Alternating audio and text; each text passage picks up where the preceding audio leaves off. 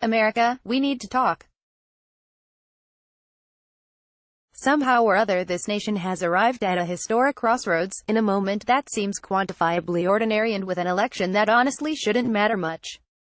As historians and political scientists will tell you, midterm elections follow a cyclical and highly predictable pattern. After the first 2 years of a new president's term, his party is highly likely to lose seats in Congress, as the opposition regroups and enthusiasm for the party in power begins to fade. This article first appeared on Salon. For all the epoch-shaping significance being attached to the 2018 midterms, that is almost certain to be the outcome this time too. Democrats will surely win some congressional seats, probably more than enough for a modest majority in the House of Representatives, although in the most Republican-friendly scenarios they could fall just short. As for the Senate, that will almost certainly end up within a seat or two of the current 51 to 49 Republican majority, in one direction or the other. The larger fight about the Trumping America, finding an antidote for the current epidemic of right-wing nationalism and restoring some sense of common ground and shared purpose, all of that still lies ahead. So, honestly, what's the big deal? I ask that both facetiously and not in a sense of genuine wonder. If you live in this country, if you live in the world, for that matter, you have seen and felt over the past 2 weeks why this election matters. It is difficult to put that into words with precision, however. Hardly anyone would deny that something has gone seriously wrong in the United States, although we clearly don't all agree on what that is. That is a peculiar diagnosis, in some ways. Our national economy remains strong, according to most of the supposedly important indicators. We have been mired in the same pointless and nebulous overseas conflict for the last 17 years, but beyond that interminable waste of human lives, money and global goodwill, there is no serious threat of war with a foreign power. Looking past the spectacular episodes of violence that have become characteristic of our society, rates of violent crime are at our near-historic lows. However you choose to define our national disorder, it cannot be captured in statistics like those. Whatever is wrong is cultural or psychological or perhaps spiritual, maybe all three. It is not new, and it stretches from the top of our society down to the bottom. It expresses itself not in the most blatant and obvious signs of social disorder, but in apparently unrelated phenomena, extraordinary levels of economic inequality, disturbingly high rates of suicide and drug overdoses, the poisonous universe of the Internet, which was supposed to bring people together and maximize the spread of information, but has instead done precisely the opposite, driving us into separate caves where we dance around tribal bonfires and worship false idols. It has become commonplace to say that Donald Trump and his allies are undermining democracy, and it's hardly necessary to list a litany of examples: the hateful and divisive rhetoric, the mysterious relationship with the Russian government, the overt longing for a police state, the nudge-wink flirtation with white supremacy and other versions of far-right nationalism. All of that has happened, but to focus on those details as if they came from nowhere is the ultimate example of putting the cart before the horse. Democracy had been well and truly undermined before Trump and friends came along and perceived an opportunity. Trump is only a symptom of what ails America, not the cause. If Trump was the vector that unleashed Cesar Sayoc Jr., who tried to blow up numerous prominent liberals with mail bombs, or Robert Bowers, who murdered 11 Jewish worshippers at their synagogue in Pittsburgh, that's not the same as saying he bears personal responsibility for their actions. We all do, which is one reason why the last week or two have been so profoundly upsetting for so many of us. We all allowed this to happen. It's crucially important for the Democratic Party to win this election. I say that with certain philosophical and political misgivings, and without being entirely sure that, in the larger sweep of history, it even matters. But a big victory on Tuesday would have enormous symbolic importance, not so much for the party and its candidates but for the rest of us. It would bring hope to many people who have felt hopeless for the last 2 years. It would suggest to many disheartened Americans that despite all the signals to the contrary, our destiny remains in our own hands. It's important for the Democrats to win, but not because they're thriving and strong and know what they're doing. That would be a laughable claim. If anything, the Democratic Party seems strikingly unprepared for this moment.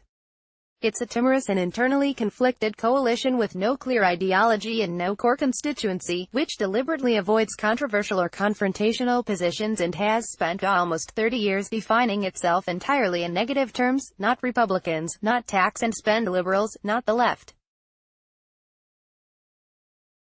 In fact, it might be more accurate to describe the Democratic Party, in its weakened and deracinated condition, as a different aspect of the same cultural and political decay that produced Trump, rather than as an actual antidote to Trump.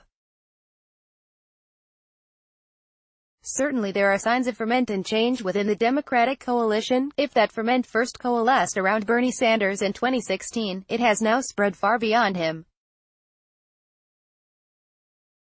One of many reasons why Bernie should stay off the field in 2020. A year ago, almost no one had heard of Alexandria Ocasio-Cortez and Ayanna Pressley, who will both be elected to Congress this week, or of Andrew Gillum and Stacey Abrams, who may make history as the first black governors of their respective southern states. As they and numerous other examples suggest, the Democrats could have a brighter, bolder future. I am under no illusions that a Democratic House majority, or even a Democratic Senate, will bring an end to the Trump presidency. That's clearly not happening, and anyway that's up to us. I also do not believe Democrats in power can or will do much to undo the Trumpian damage of the last 2 years and set the country on a course toward sanity and normalcy. That assumes way too much about the nature of the damage and the definition of normalcy, and once again, that stuff is up to us. I'm not super eager to sign on to some coalition of responsible grown-ups, in which middle-road liberals and conservatives with university education sit around a table, tut-tutting about the awful man who has accidentally become president, and conclude that it's time to put ideology aside in the name of patriotism. One thing Trump and Steve Bannon correctly understood is that kind of pundit class posturing, the eye-gougingly awful New York Times debates between Frank Bruni and Ross Douthat, for instance, now appears mendacious and corrupt. When people like that start to agree about something, make sure you have your wallet and your keys. The subject is generally war or money, and their agreement signals that something bad is happening and regular people don't get a vote. But what I have to say admittedly isn't be that different. It's important for the Democrats to win because, as a friend of mine once put, they're the only car in the driveway that will actually start. Like it or not, and I pretty much don't, they are the only vaguely normal political party this country has at the moment. To be direct, they are the only party standing in the way of a slow metastasizing and especially mendacious form of fascism. I have steered away from that word in pondering the Trump phenomenon. It usually feels lazy. But after the shocking events of the last 2 weeks, and after the ever darker tone of last minute Republican propaganda, no other word will do. Donald Trump is not Hitler, although there are some intriguing similarities, and the parallels between the current political situation in America and 1930s Germany are highly approximate. For one thing, the Nazis were entirely honest about their desire to dismantle democracy, build a police state and purge the nation of Jews and other undesirables. They told voters what they were going to do, and then they did it. Today's Republican Party, remade almost overnight in the image of its new leader, is like a horror movie mashup character, part psychotic and part zombie. It can remember bits and pieces of its old life and its discarded, semi-coherent belief system. It feels compelled to pretend that those alleged principles somehow fit with its new creed of racial authoritarianism. It must pay lip service to democracy and the rule of law, while making clear to its followers that those things are not meant to apply to everyone across the board. It must claim to be the least racist party ever, and act outraged if accused of bigotry, while eagerly working to undo every progressive social reform of the last century. It's imperative for Democrats to win this election, because the decades-long process of moral and intellectual rot in the Republican Party has finally ended in a virulent and dangerous form of madness. Republicans have almost entirely ditched traditional, conservative politics in favor of a radical agenda to define democracy downward, and remain in power indefinitely at the helm of a pseudo-democratic state built on racial and economic apartheid.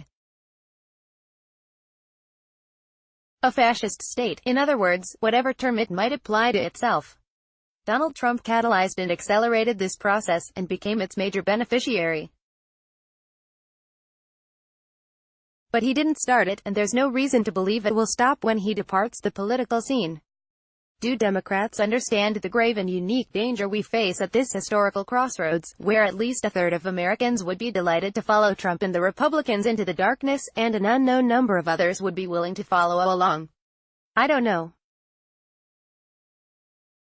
How well do any of us understand it? Do Democrats understand that only a forceful, positive agenda can short-circuit the surge of right-wing nationalism and begin to build a different model of America, and that defensive half measures will never be enough? You know the answer to that one. Making that possible is up to us. That work can begin on Wednesday. I am no defender of the Democrats. I don't want to be part of some coalition of responsible, grown-up liberals, moderates and conservatives. We do not do political endorsements at Salon, and I believe it's important for independent media to maintain a critical distance from the two major political parties, which is not the same thing as pretending to be impartial or declining to express an opinion.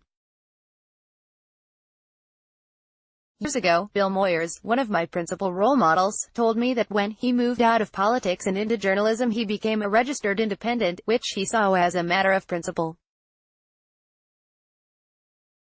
The question of who will win and who should win, he told me, are never the interesting ones. Those have more to do with why whatever is happening, and what stories we choose to tell ourselves about it.